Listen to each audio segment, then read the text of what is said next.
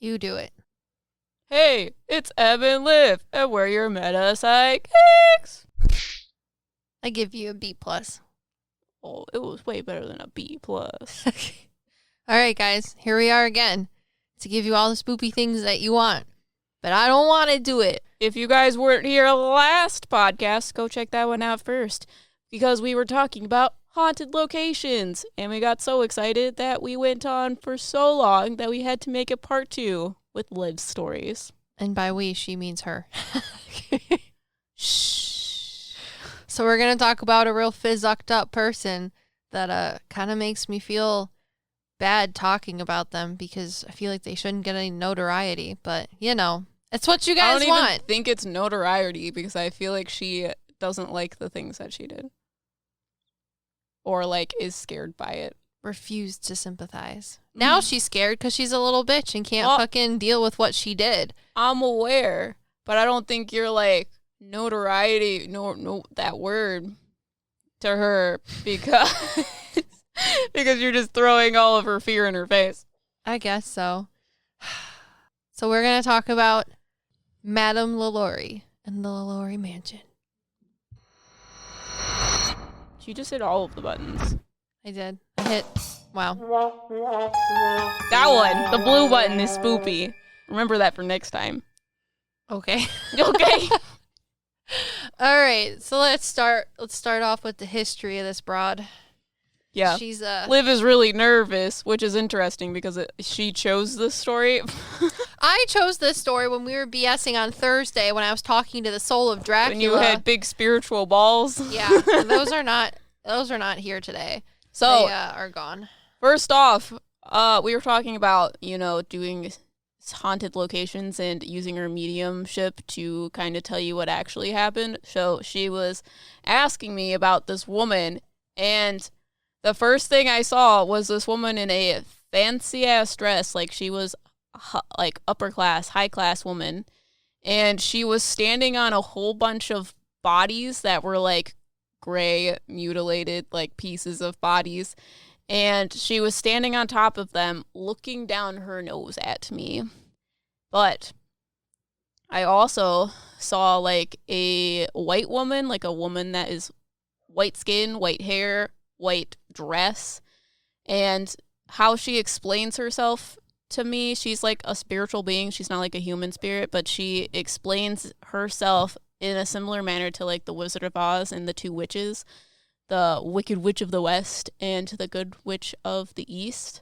She is kind of like the Good Witch of the East, and this woman that we're about to talk about is the Wicked Witch of the West. So it was kind of her way of explaining vaguely, like she's kind of a balancing act almost, but it's more than that because I'm a human. It's hard to explain something like that to a human.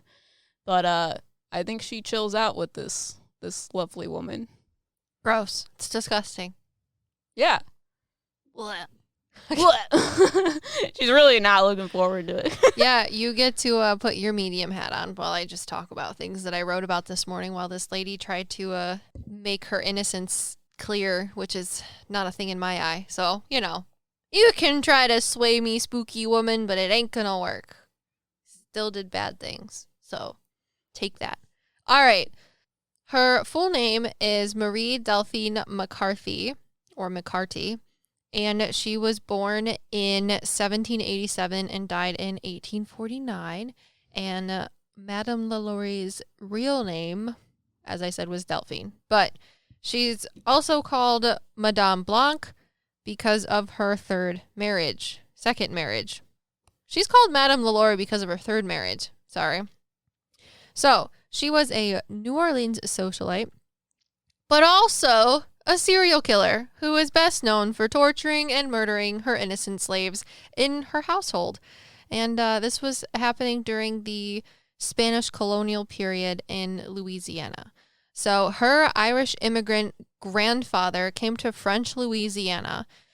And this is what she had me write down because I got a couple different sources for my information. One was a podcast and a couple other ones were online sources. But this online source that I saw is the only one that mentioned it. And she's like, see, this is one of the reasons that I like did the things that I did. And I'm like, whatever. So she had me write down that at the age of 4, she experienced the Haitian Revolution and the subsequent slavery revolts that were causing fear in slaveholders. And the slaveholders, in response to having all of these slaves revolt and have uprisings against their slave owners, they like to practice more disciplined brutality. So that's how they dealt with it. So at 4 years old, she was like, I saw a lot of this, so, I was scared. I'm like, that is not an excuse. That is the sorriest excuse for being an absolute monster of an individual. So suck it. So, I mean, I don't know what she saw, though. Well, she also had probably a terrible upbringing because in the year 1800, at the age of 13, she married Don Ramon.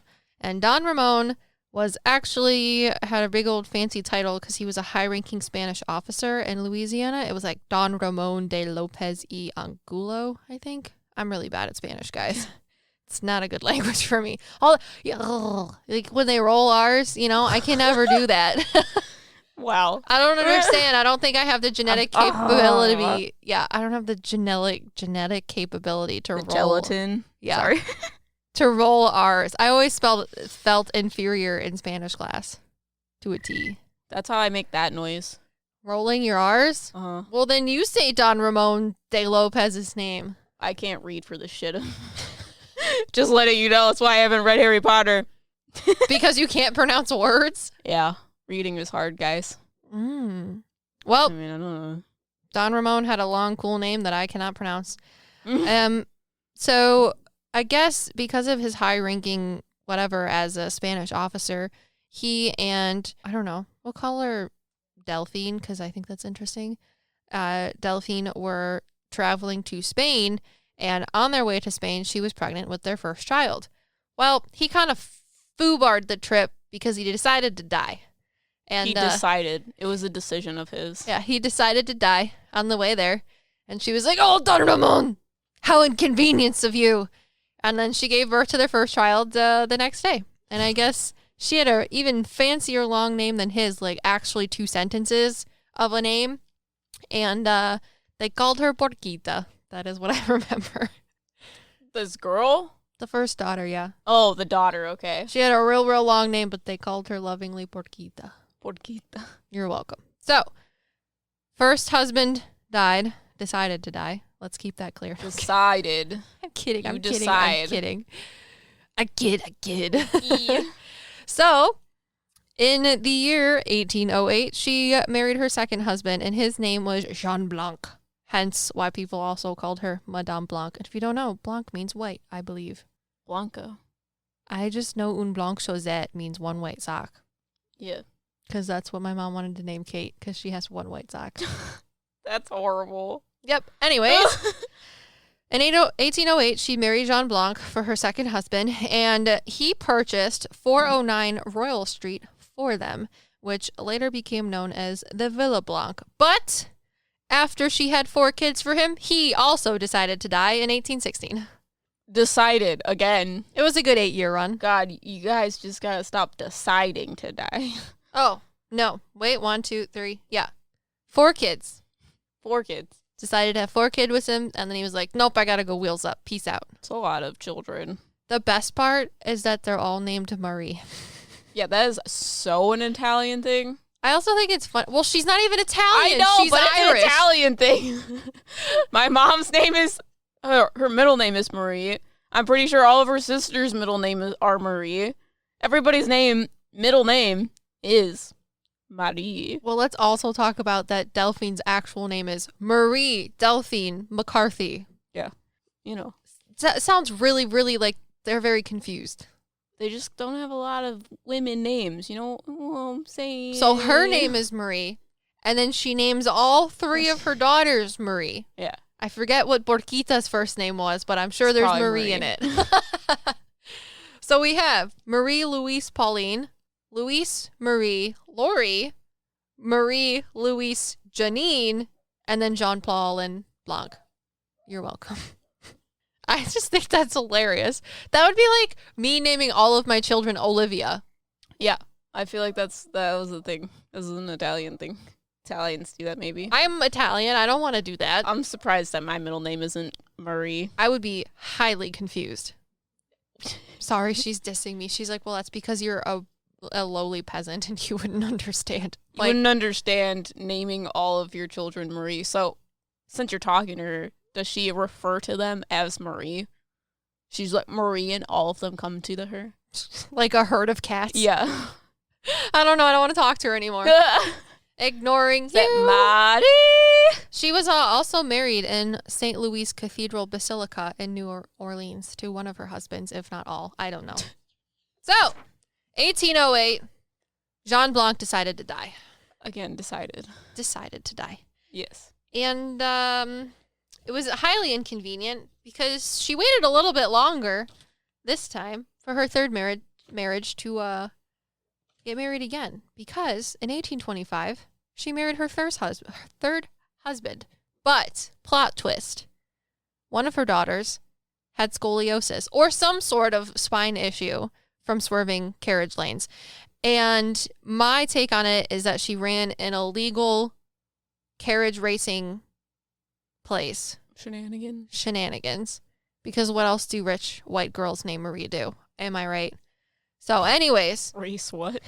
Carriages. Race carriages illegally. It is I think it's a rap lyric. I got scoliosis from swerving lanes. It might be Drake, but I'm not sure. I don't listen to the rap music. I'm just around people that listen to it, and then I hear things. Why is that a thing? Yes. Got it. Wait, scoliosis from swerving lanes? Why is that a rap lyric? Because rappers, I am quite sure, just like to spew things that are funny out of their mouths that rhyme. You're pretty sure. Bradley's existence. God.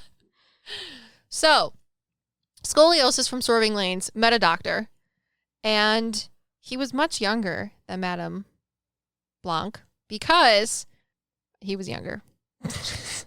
I'm losing my mind. I'm sorry. She's really nervous. Can you tell, guys? Yeah, I'm trying really hard to just keep everything out. So, yeah, no. Anyways, so the chiropractor / physician that ended up helping her daughter, Marie, of the three Maries, she ended up marrying him. And his name was Leonard Louis Nicolas LaLaurie.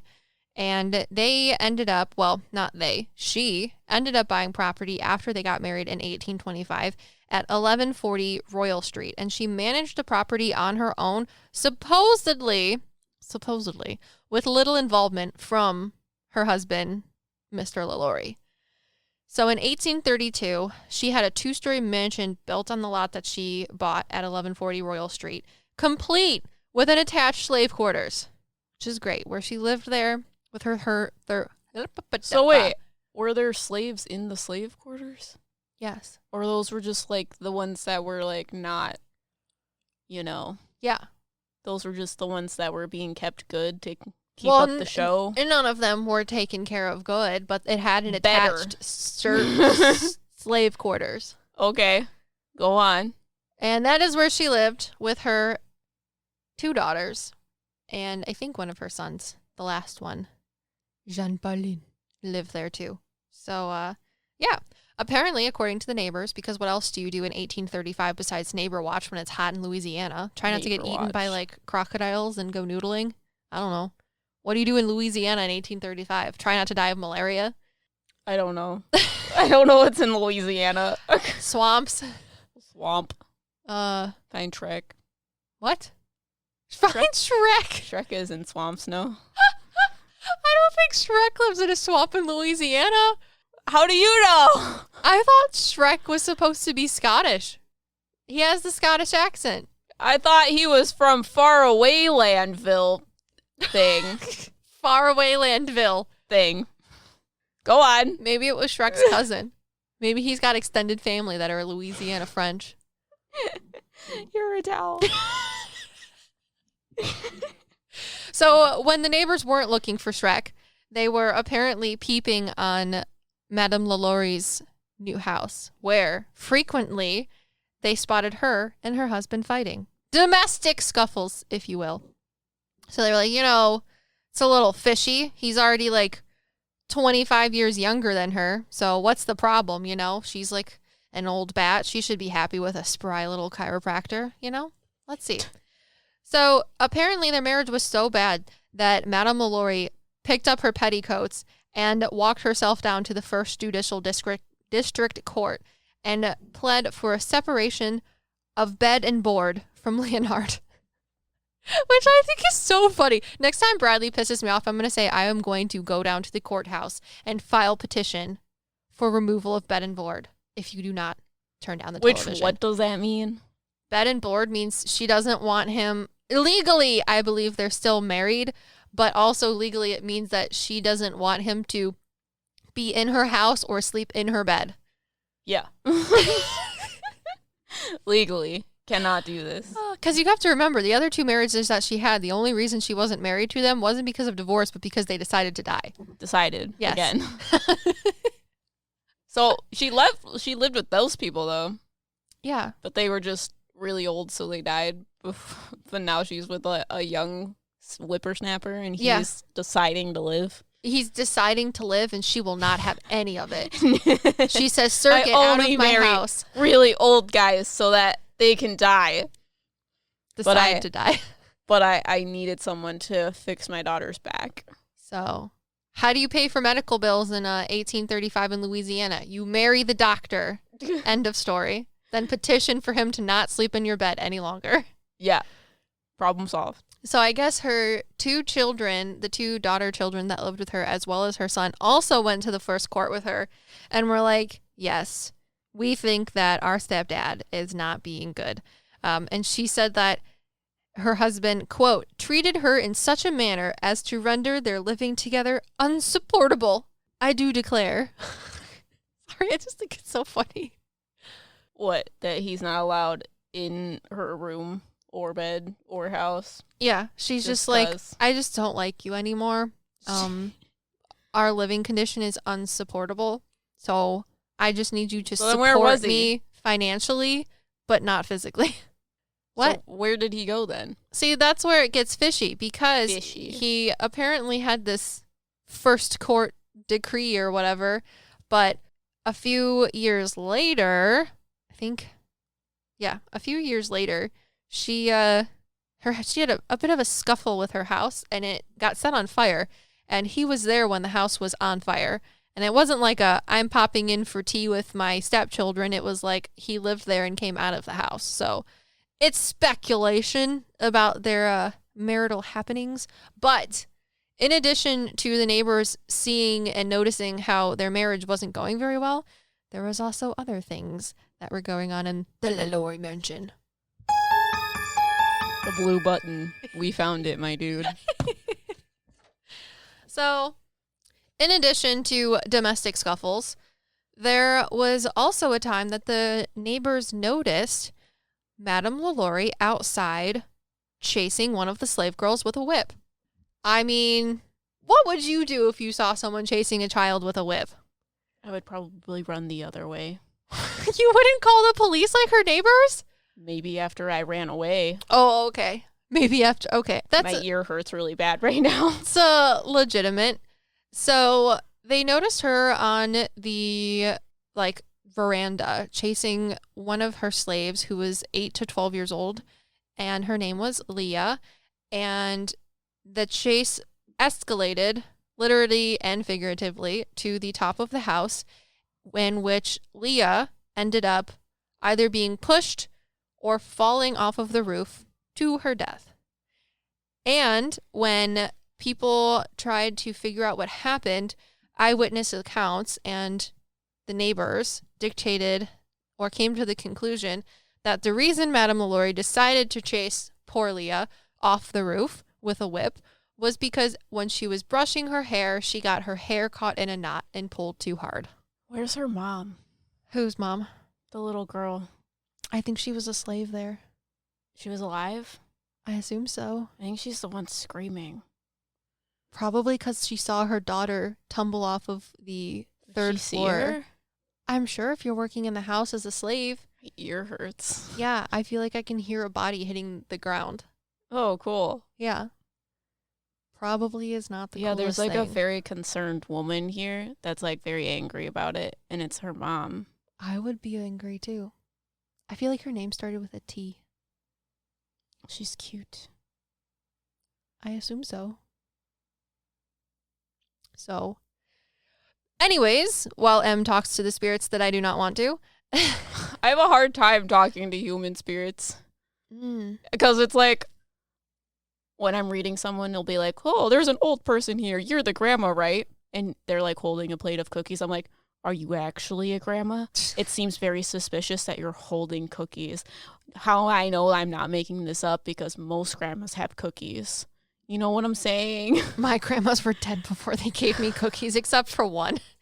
They were all burnt cookies, too. When I get human things, I'm like, are you sure this is really happening? Because it seems oddly suspicious. Maybe that's why I'm better at people, because everyone in my family died and I never had, like, family. So when they tell me things, I'm like, oh, this is what people in normal families do? Well, I don't know. It's just like how they represent people on the like TV. Like, SpongeBob's grandma has cookies. She feeds them all to Patrick. I mean, they're still cookies because she's an old grandma. People associate grandmothers with cookies. I'm not sure why. So anyways, the neighbors called the cops, and the cops came, and I guess during this time in Louisiana, obviously you were allowed to own slaves, which is not cool. But in addition to allowing people to have slaves, there was the stipulation of that you were not allowed to have cruel, unusual, or brutal treatment towards your slaves, which I want to see that rule and see what the actual, like, stipulations for cruel, unusual, or brutality towards slaves was. They treated slaves like livestock. So which is horrible. I mean, I know. That's brutal. But it could be worse than just, like, housing slaves. You could be, like, doing what this woman does to them. So, she got the po-po called on her. And they're like, you know, LaLaurie, you might be a Louisiana socialite, but your neighbors are concerned. There's a dead body in your front yard. And a lot of your husbands have decided to die. So, we're going to have to take a looky-see inside your house and make sure that you're... Wait. What happened to her husbands? I guess she wouldn't, like, do weird things to her husbands because she had that young one and she tried to just, like, legally move them out of her house. Yeah. I see. Suspicious. I'm just trying to make it less scary. I mean, I know. Okay. But I don't see why she wouldn't just, like, off some other dude, you know? I mean, the first time she was 14. And so what? By 1808 is when the first one died. And she was married in 1800 at age 13. So 13, 14, 15, 16, 17, 18, 19, 20, 21. She was 21 when she had a kid. If that. Got you. So. Congratulations, you're a medium. So, congratulations. The po-po go into the house and they're like, you know, you might be a socialite, but you're also a bastard. You are mistreating your slaves, so we are going to confiscate them from you, and you are not allowed to have slaves again. And she was like, aw, rats. So, since slaves were property, they impounded them and then sold them off at, like, a foreclosure auction, basically. But because Madame LaLaurie was the socialite that she was, she just got her friends together, sent them to the impound auction for her slaves so they could buy her slaves back and then she could buy them back from her friends. So anywho, she bought her slaves back because she is a backhanded broad of badness. Absolute badness. No, she's going to take it out on them for it. Uh-huh. Even though they had nothing to do with it. Exactly. So the years go by, no big deal. Madame LaLaurie keeps her status title of a socialite, doing whatever rich white women in Louisiana do in the 1840s. And all of a sudden, one day, they notice smoke coming from her house. So the fire marshals get called by, again, the nosy neighbors who are trying to get into Shrek's swamp to no avail, so they decide that it's easier to just look at their neighbors and eavesdrop, whatever. But honestly, I think the neighbors end up being like the heroes of this story. If it wasn't for nosy neighbors, she wouldn't have gotten caught. I mean, I guess. I mean, I feel like she would have gotten caught eventually. Peeping Toms or heroes without capes. Oh, gosh.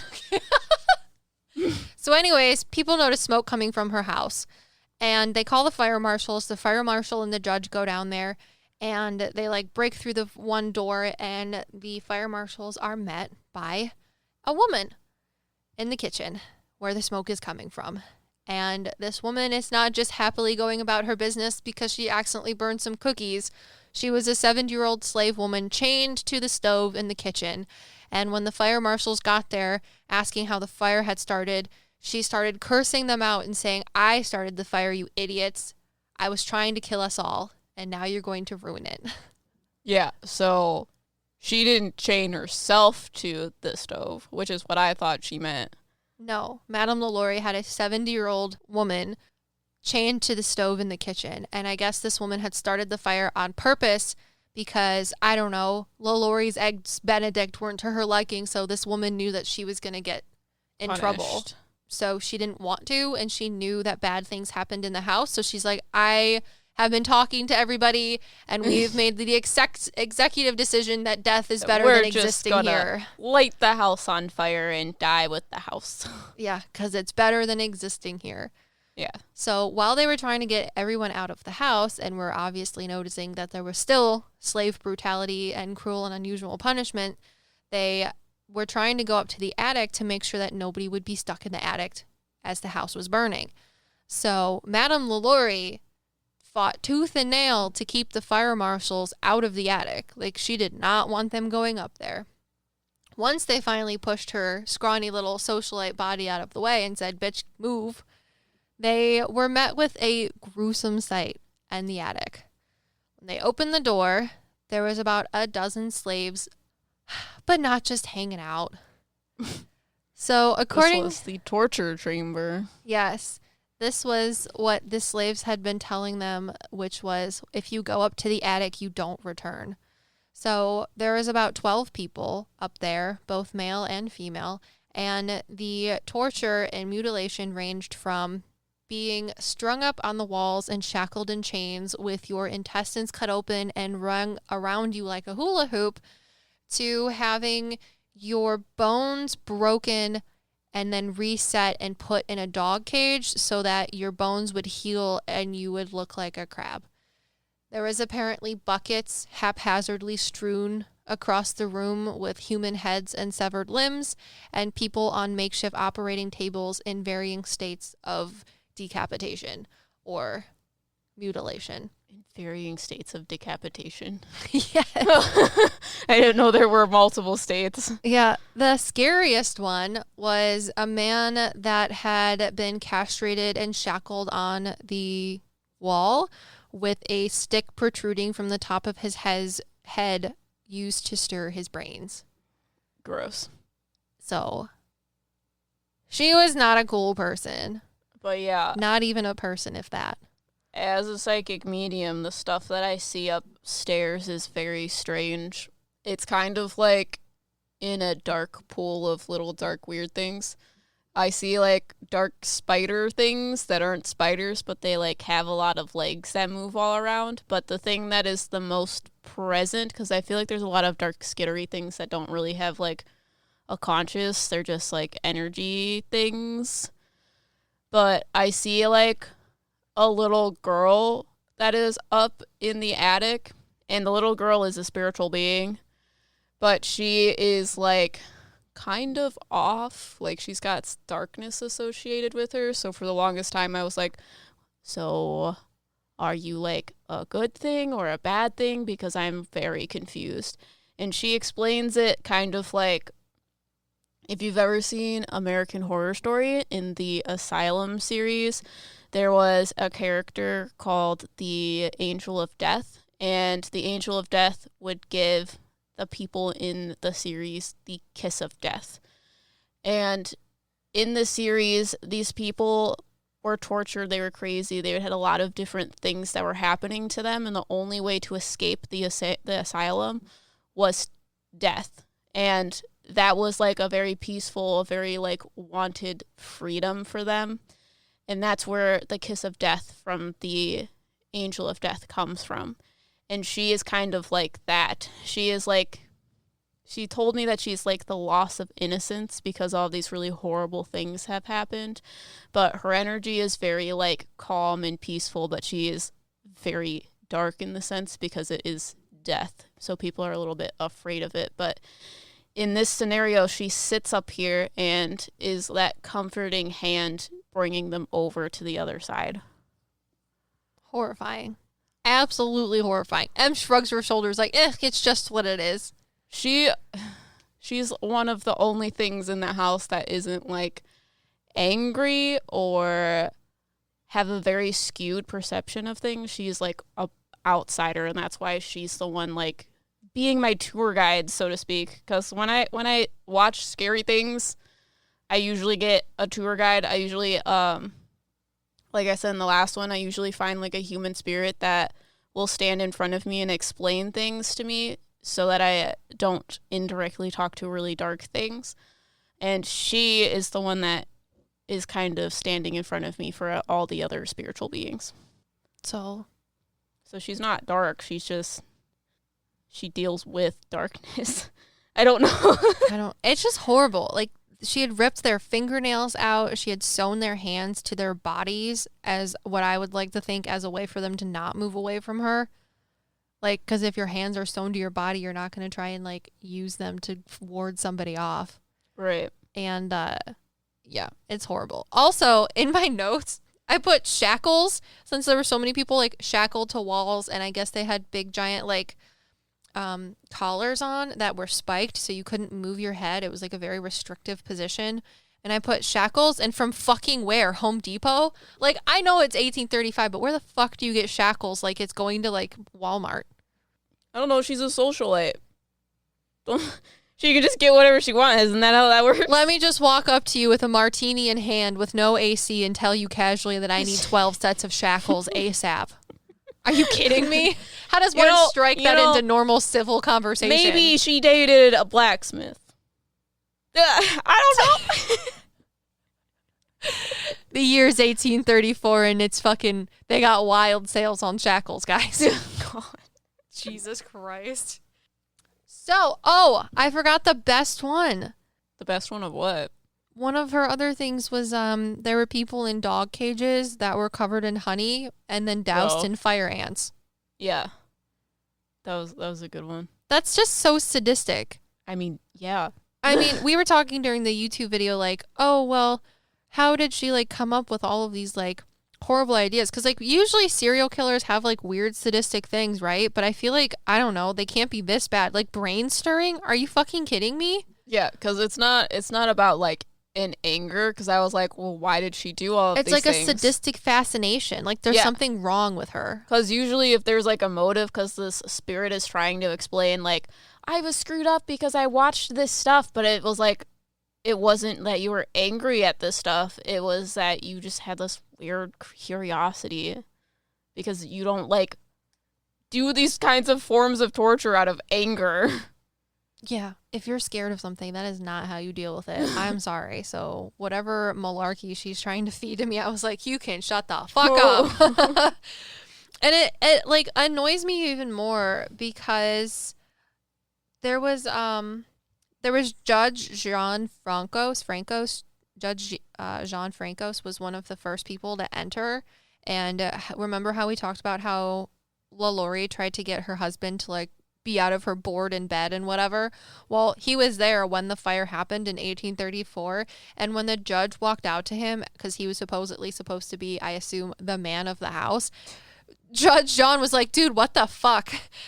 And Mr. LaLaurie literally said, some people had better stay at home rather than come to others' houses and dictate laws and meddle with other people's business. So, like, that tells me that this mofo knew what the fuck was going on and didn't say shit. Or maybe was a part of it because there was makeshift operating tables and he was a goddamn physician, quote. Like, maybe she had that whatever written up because they wanted to make it look like he wasn't in the house doing weird things. And she, as a woman, wouldn't be able to, like, do really weird things because she's frail and whatever. Oh, so you thought that they were both trying to cover each other's asses? I don't know. It's disgusting. It would make sense. So, once the fire marshals were able to get most of the people out, including the slaves, a lot of them that were still alive in the attic died of smoke inhalation. But there were a few surviving slaves, and they took them to the jail kind of as like a holding area because they didn't know what to do because they're like, LaLaurie can't have him back, so I guess we're going to have to impound him again. God, I fucking hate people. People are the worst. I don't understand how people can think another person is property. It's absolutely despicable. It just makes me angry. Anyways, I think that's why this story is so much scarier to me, because it's like, I hate that people are the worst. Anyways, so the people from the town, after seeing the evacuation and the fire and everything, went down to the jail to see for themselves what was going on. And when they saw the state in which the slaves were in, they were pissed. So they got a real big angry mob, chased Madame LaLaurie and her children out of the house while they were like trying to do whatever after the fire, and literally ripped the house apart. They said that there was nothing left except for the bare walls and the foundation of the house. It's like they burned, pillaged, and got everything out of the house.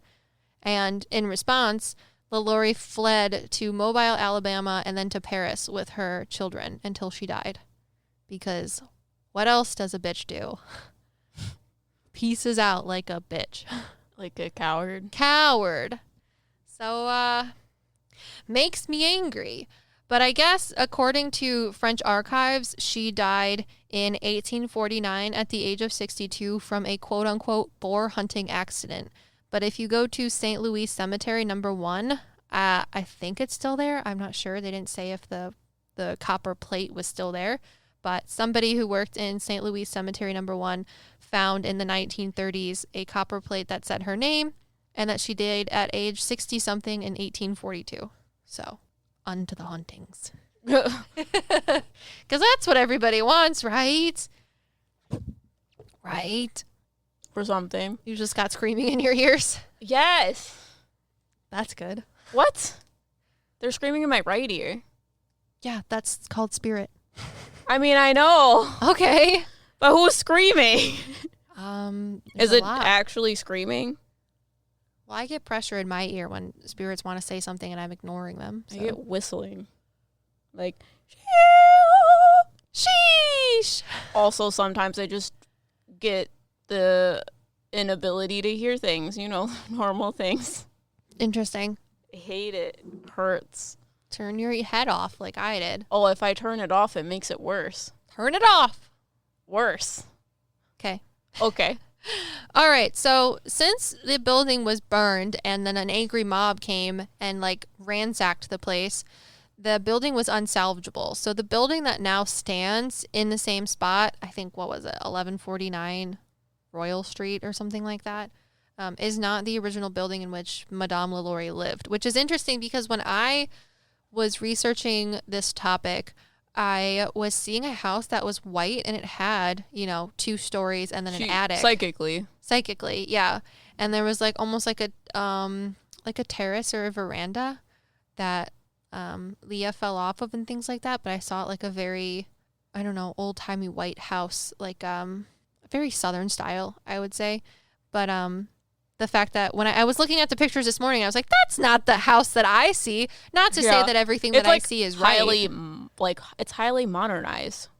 Yeah. So, the new place is highly modernized. Well, it's also really ugly. I mean, I know it doesn't look like a mansion. It looks like a business building. Yeah. So because it was so wrecked, they basically knocked everything down and built a new building right where the old LaLaurie Mansion stood. So the building that you can see in Louisiana is no longer the same building that she lived in or where the fire took place, but it is the same property. They just built a new building over top of it. And the really gruesome stories that I was just telling you about, like the brain stirring and the crab lady and stuff like that in the cages, those were depicted in the newspaper that was there that happened in the 1830s in New Orleans, called the New Orleans Bee. And they say that some of the depictions of the atrocities in the attic that I said could be false because the person that wrote the article was a neighbor of Madame LaLaurie, and he was younger for her and kind of had a crush on her, and his unrequited love, they say, is what forced him or made him write more gruesome, mean things about what actually happened. So what we talked about could be wrong in the... Could be over dramatized. Yes. Because he was angry that he couldn't be in a relationship with this woman. Yes. But they did find slaves upstairs shackled in chains and being tortured to some extent. And it went as far as when they built the new building that stands there today, when they were digging up the ground to put in the new foundation of the new building, they found human remains, at least 12 complete skeletons and one of a child, as well as one male skeleton that had a hole in the top of its head that could presumably be the brain stirring nasty thing. Experimental brain stirring. Yeah. Such a technical term there. Technical. God. Disgusting. Uh-huh. I'm laughing because I'm nervous. Yeah. Nervous laughter. All right. So after the new building was built, it was an all-girls school in 1874. And because it was 1874, I should specify that first it was an all-white girls school. But that didn't last very long because good old progressive New Orleans, the place where you could own slaves, but they had stipulations on brutality, decided to have a segregationist board come forward, and they converted the school into an all-black girls school. But that also only lasted for a year because children were coming up to teachers with scratches and scars and like whip marks on their arms and legs, and they all said that they suffered physical assault from a woman who carried a whip.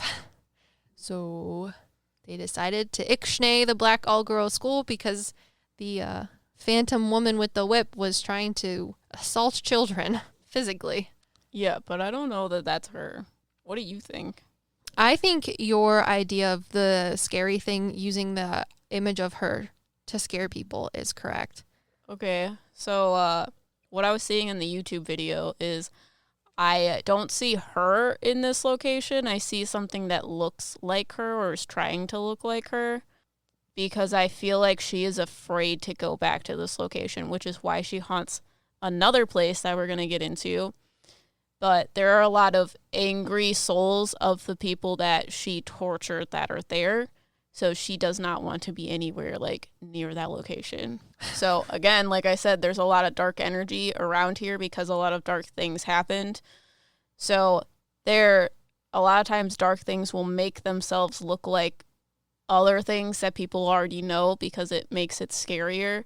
So I think there is a thing that is puppeting an image of her around. Yeah. Doing crazy things like this. I think that's very consistent because it's actively haunting things too, not residually. Yeah. So the first school didn't work. The second school only lasted a year. And then it was turned into a furniture store. And the guy who owned the furniture store started experiencing black goo being strewn all over his inventory. So he thought that it was vandalism. So, like any good shop owner would do, that's a dude, he stayed up all night with a shotgun to catch the vandals who were putting goo all over his furniture. At night. And the walls oozed green slime! The hedge-slinging slasher! You're welcome. Gotta get some sort of happiness in this. So I guess in the middle of the night, wielding his shotgun, he heard a noise, and when he turned back around, no one was in his building, but there was goo everywhere. So he was like, this is disgusting and highly creepy. I'm gonna head out. So he did. And then, I guess in the 1890s and 1840s, well, the 1840s, in the 1840s, another dude decided to try and buy the place, and he was like, this is a sick pad. I think I'm going to hang out here for a while. But that only lasted 3 months because he said the hauntings were so intense that he couldn't stand it anymore, and then he sold it. Oh, wow. That would have been me if I bought that greenhouse. Yeah, I know it would have. Let's be honest. If you guys want to know what we're talking about, we talked about it in one of our podcasts about the Green Century home. The one before this one, I think. No, the one before this one, because this is part 2. Episode 30. Yeah. 31. 31. 31. My head hurts. Duh. There's a lot of things talking to me right now, you guys, and it's like, it wasn't happening earlier. My ears hurt. I think it's because I was more open earlier. So if you didn't know, in the 1890s, a whole bunch of Italian immigrants decided to fuck around and move to Louisiana. Do you know how often you say fuck around and move to? Yep. Yep. I'm about it. I'm going to fuck around and move next month, too, so, you know. You know. Anyways, the Italians came in. Hey, I'm about that. I'm Italian. Eat some bread. Got it. You're a towel. Talk loud. Gesture aggressively with our hands. What is with the Italians? What do you mean? Go on. Oh. They just decided to go to Louisiana because they also were on the hunt for Shrek. Okay.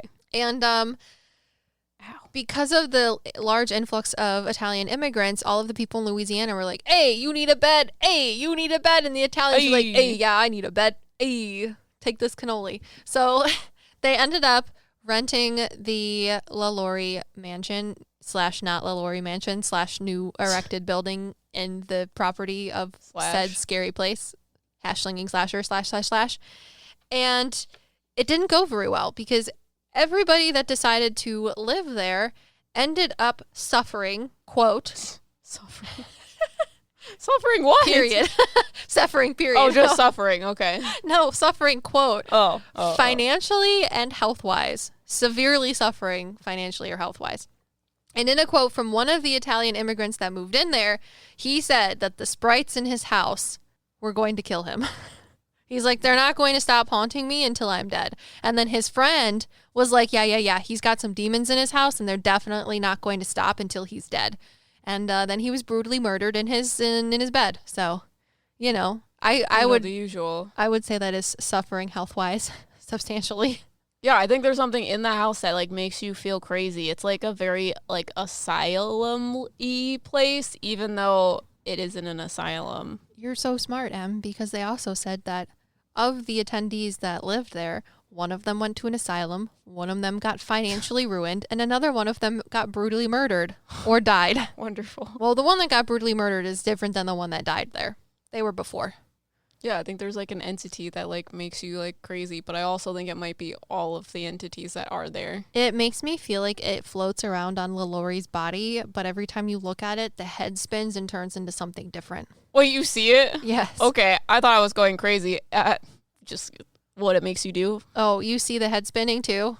It like glitches and turns into different things. I don't know. There's a lot of things in the house. And Where I are see your them crystals? in dark shadows. Are your crystals over there? Yeah. You should go get some. Oh, okay. Hang on, she's gonna go get some crystals because I don't like this. I hate you, Emily, just so you know. There's not enough pizza in the world. Oh, God. I mean, I told you that you would hate me this month. I do. Guys, this is some interesting content, I feel like. I'm not about this at all. But I 100% think I'm crazy seeing all of these really weird spirits because, I don't know, you're giving me some information. I'm like, I'm just like telling you the rest of the information because it's obvious, but I guess it's not obvious. That one over there on the corner. On the corner? Yeah. We're surrounding ourselves in crystals. That one on the edge of the couch. I don't know what else to do. I'm freaked out. But yeah, what I see is this thing. You can see like its eyes, but it like I see it in darkness, and its eyes like flicker on and off because I think it's spinning. I don't know if that makes sense to you. It's hard to describe what I'm seeing visually. I see like it glitches out with her head like going up, like she changes, and then it changes into a different face. Oh yeah, no, I don't see it on her. I just see it. That's disgusting. So, to add to the list of financially ruined individuals that also thought that they could fuck around and live here. What, Nicolas Cage? In 2009, Nicolas Cage bought the... Why Nicolas Cage, though? Why did he buy that place? I don't know. He was on, like, the treasure movie. What is that one? I mean, I know. I mean, if I was in the treasure movies, I would think I was cool enough to buy the LaLaurie Mansion. You just want to buy an extremely haunted place. Just because you're rich? Well, I just wouldn't think that I would be, Haunted? Yeah. Got you. I thought I'd be too cool. Nothing would be real. I mean, if I found like the hidden treasures of the United States in the world, then I would probably think that I had an ego power trip too. Well, it got real for him. What happened? After he bought the house in 2009, he went completely bankrupt and had financial ruin. So, yeah. Oh. Joke's on you. Don't buy really haunted places, even if you're rich. Doesn't matter. Doesn't matter. Spirits don't care who you are. They're still gonna fuck with you. Mm-hmm. Okay, so the manifestations. If you are in the building or walking by, lots of people report that they hear tortured screams. There is rattling. Oh yeah, I'm definitely hearing that. There is rattling in the kitchen and on the staircase. Remember we talked about the lady in the kitchen shackled to the stove? Yeah, and I feel like both of those things are very residual. Oh yeah, the shackle rattles for sure. But it makes me angry And that she had a screaming. woman in there. Well, I mean, I know. God. I mean, it all makes me angry. So the one that's very angry that Em and I both see is a black man in chains who likes to appear on the stairwell. And he's like large, like muscular, but he's like one of the most prominent spirits there that are very angry about the things that happened. He's like showing me it's not about what happened to him, it's about what happened to everyone else. And he feels like he's like this big, strong man that can stand in front of everyone and stand up for them. But he couldn't. I mean, I know. He also is like, he has like 4-point restrictions with shackles, so his arms and legs are shackled, which is why he can't. Makes me angry. Yeah.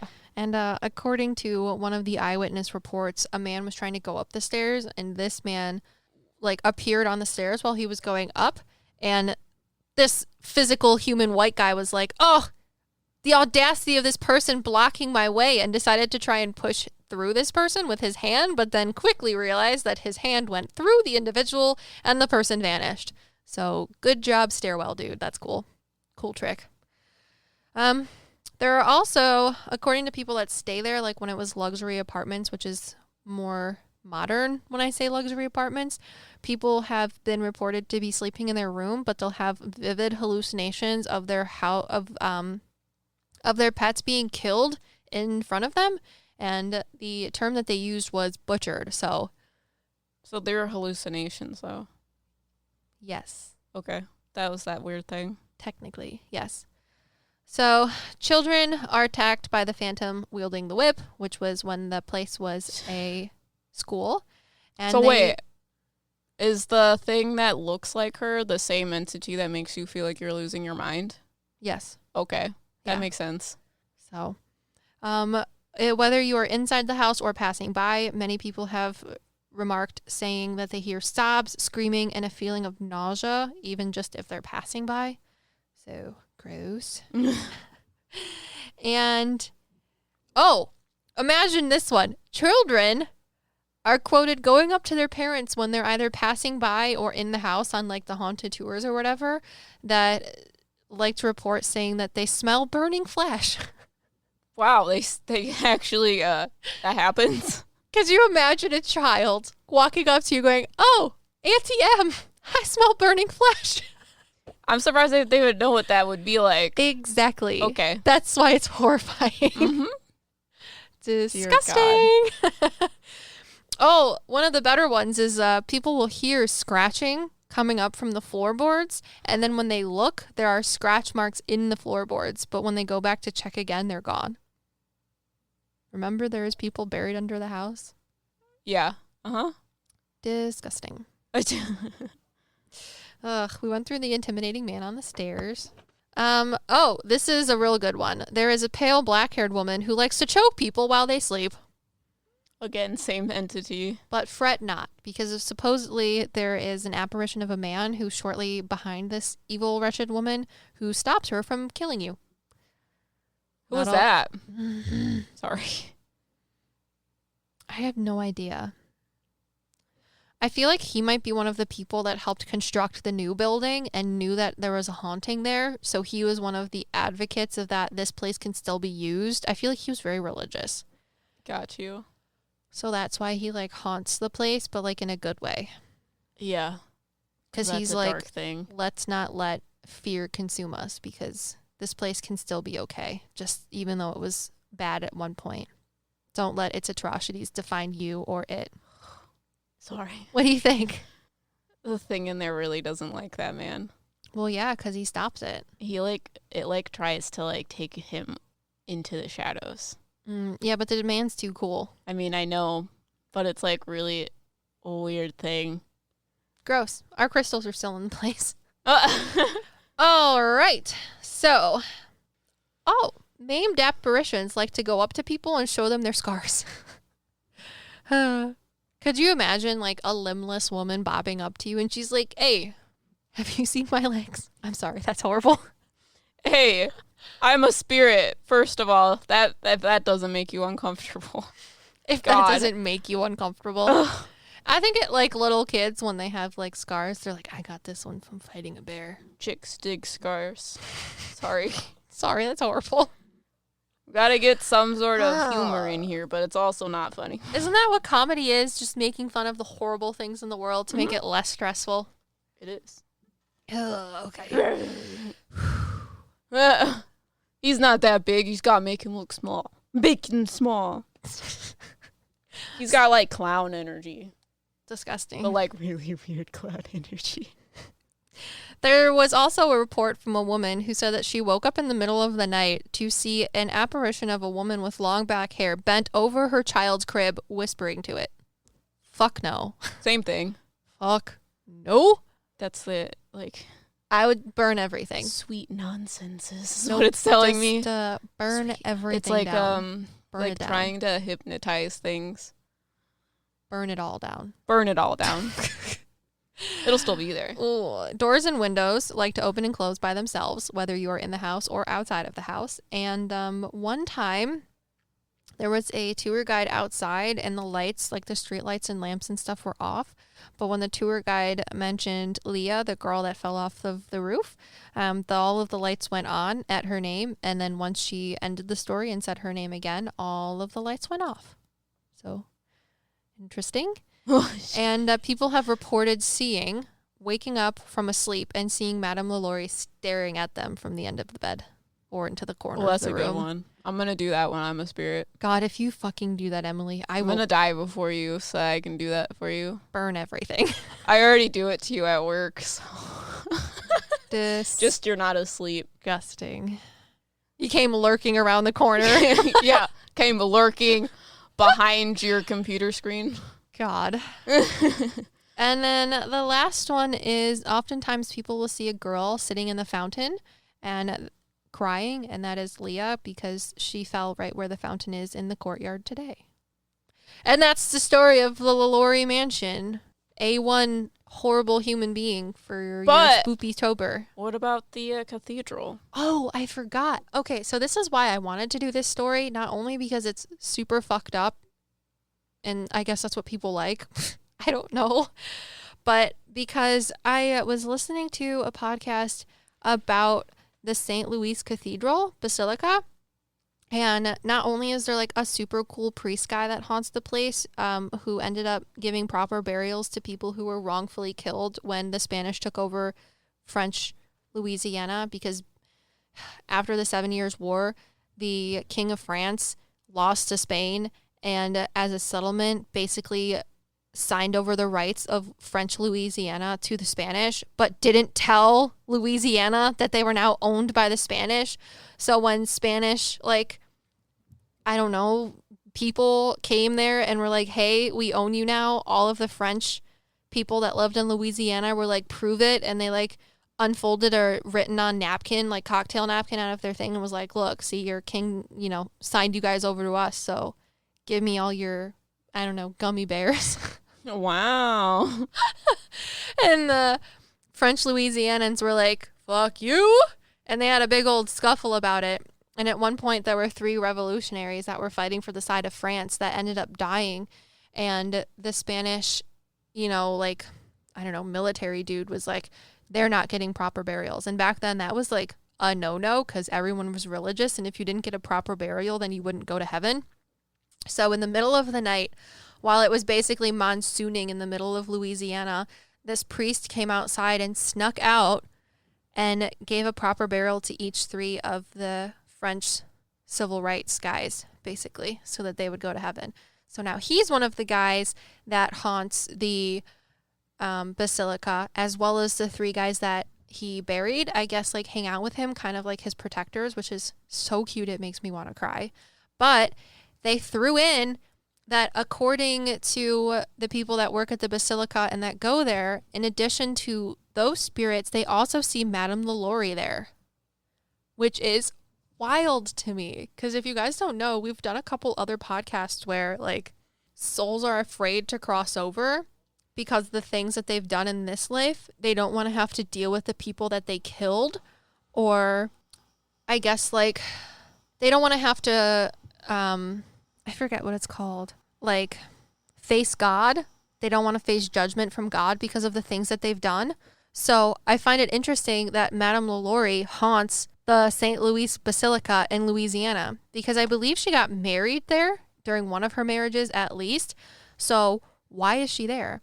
Because Em and I have already said that we don't think that she's the spirit that looks like her in her house-ish type thing, because that's the dark thing. And Em's like, yeah, she's not going to go there because like the people that show you that they've been mutilated will literally kill her, especially that dude that's on the stairs. Yeah. That's why she doesn't want to go back there, is because all of those other spirits very much do not like her. But I think she resides there with that white woman that I was explaining earlier. But why is the white woman there? Like, I get that she's too much of a fucking pussy to go to heaven, because I would fuck her shit up too. So it's like the white woman is going to I don't know, figure out what to do with her. I know that sounds weird. That's so weird. I don't get it. But like she has been sent to help the soul figure out its whatever. But it's like a very spiritual thing, and it's very hard for me to understand, and this woman does not want to dumb it down for me. I think it's like she's too afraid to face God, so she has to be tormented by all of the people that are good, that actually believe in God. Like, people go there every day to worship and be closer to God, and she's like, you are the farthest thing from God, so we're going to like... It's like when you give holy water to like something that's like possessed, it like makes them hiss or something, so now she's like sitting there. I mean, do you see the woman in white? Kind of. She looks like the white witch from Narnia, but she's not as skinny, and her dress goes out to the side left and right, like very far, in like almost a rectangular fashion. It's not like one of the ones where the butt was really far out to the back. It's like left and right is really big. Yeah. And she also floats, but she has slippers on her feet. I don't know, will she talk to you? I don't want to talk to her. She's scary. She's not scary. The other lady is scary. They're all scary. But this lady isn't like dark. Fucking stranger danger, scary Terry. I have a hard time talking to things, but I think that since she's too scared to go to like be judged by God and face the people she wronged, they brought it to her. Yes. And now it's like, okay, so there's a story called Stingy Jack, which is the story of the jack-o'-lantern. So in Irish folklore, there was a guy nicknamed Stingy Jack, and basically all he did was drink his life away. And because of his bad habits and kind of like sinning behavior, the devil wanted to go like see him and like hang out with him and be like, you're cool. But what ended up happening was Stingy Jack, I guess, ended up like outsmarting the devil by putting him in a tree and then placing a coin under it, something like that. But the devil was pissed that he got outsmarted by Stingy Jack, but because Stingy Jack lived such a sinful life, when he got to Heaven's Gate, he was, taken away from going to heaven. But a part of the pact or something with the devil was Stingy Jack basically sold his soul to the devil. So when God refused to take him to heaven, the devil also refused him of hell and said, instead of going to hell, you're not even worthy of that since you wronged me. You are going to be forced to wander the earth for the rest of eternity as a soul, and the only thing you have to light your way is a light and a gourd. So that was the story of the jack-o'-lantern, aka Stingy Jack.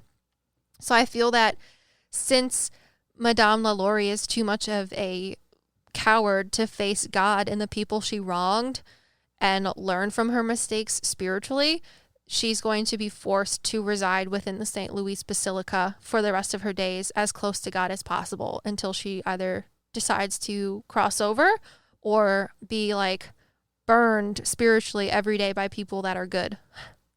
Yeah, I think this woman is going to help her do that. But, like...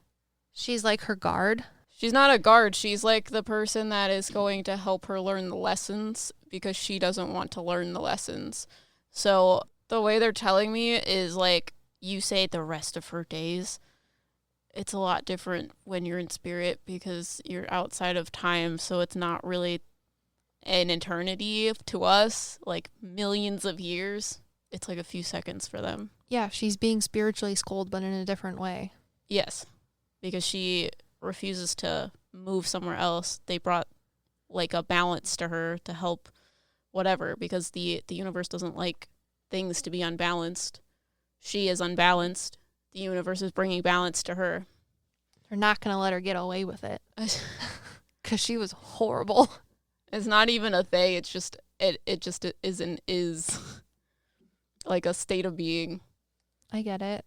But that's what this woman is coming in for. But it's in a very hard to understand way as a human being. And I guess when people see her in the basilica, she's like asking them for help too. So yeah, how is this haunted? How is what haunted? The basilica? Yeah, it's like the oldest building in... Are there other things that are in there? Yeah. Like what? There's another priest who I guess wasn't as cool as the guy that I was telling you about. I'm sorry, I don't have names. But I think the first one was a Capuchin priest, if that helps you find his name, who's the one that helped bury the 3 Louisiana French. There's little girls that are there? I think so. I think there was a couple deaths of little girls on the ground. I mean, this place was built and then it hang out with each other. And then it fell apart and then it was built again and then there was repairs and then there was additions and then more repairs and Hurricane Katrina. There was another hurricane like in the 17 or 1800s that hurt it too. Jesus is missing a thumb and a pinky finger. It was a very happy place. Yeah, I don't think it's super bad. But there's this one, I don't know. Is there like an organ in there? There is!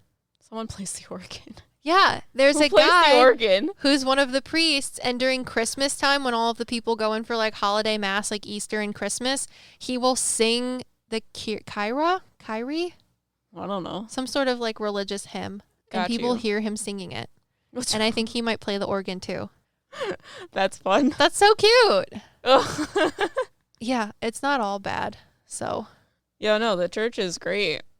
There's no dark things in there. Yeah, I don't feel like there's very many dark things. I think people are just like off put because the souls there are still jamming. Still jamming? Mm-hmm.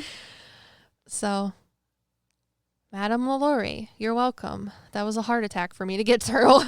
Yeah, she really doesn't like talking about it, which is like really funny to me because she chose the most scary thing possible, and she's little flower child Liv, and I literally just chose like a ship and Dracula. And she's like, this girl is worse than Dracula. And I'm like, okay, you also have to edit this, so now you have to go through it a third time. Oh, God. So, have fun with that. I don't know. It just is I don't know. It's so much scarier to me because, like you said, I'm a flower child, so I really hate, like... torture and stuff like that. Yeah, especially... torture is really hard for me, too. Especially for, like, slaves. I'm just, like... A Leo? Yeah. I want to take care of everyone. Everybody, at all times. So, yeah. Makes me angry. Did you guys enjoy this spooky story? If you did, and have your own spooky stories, we would love to hear them. So if you guys want to submit your stories for a chance to get featured in one of our future podcasts during our listeners episode, go to metapsychics.com, go to the extras tab, and you can submit your stories. It should also be in the show notes, my dude. And if you guys haven't already heard, we have opened up Patreon. So if you want extra bonus content, make sure to check us out on Patreon. And if you guys want a rating, we got that. We got TikTok. We got all this other crap.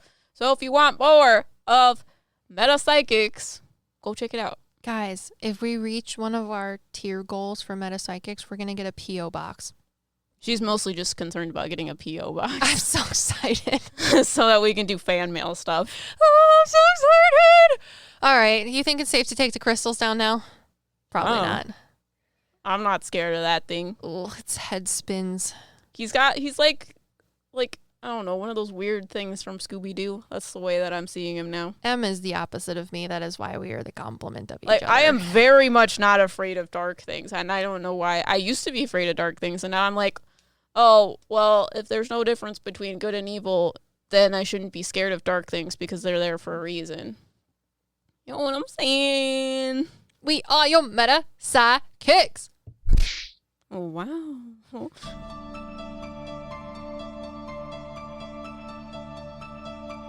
We're gonna breach the crystal wall.